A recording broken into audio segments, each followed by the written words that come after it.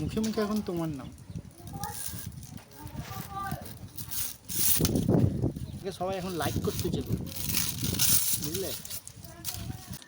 কেলে ভূতের কথা বললাম না, তুই চলে না কেলে ভূতের কথা। নাস্তা হয়ে টানবো। তোর নাক কাটে বক্ষণি বাড়াবাড়ি করে। বাড়াবাড়ি কি দেখেছো? এই তো সব মেয়েটা তো দেখে দেখে গেল গো। দেখে গেলে তুই ধরে বাজিয়ে চলে যা।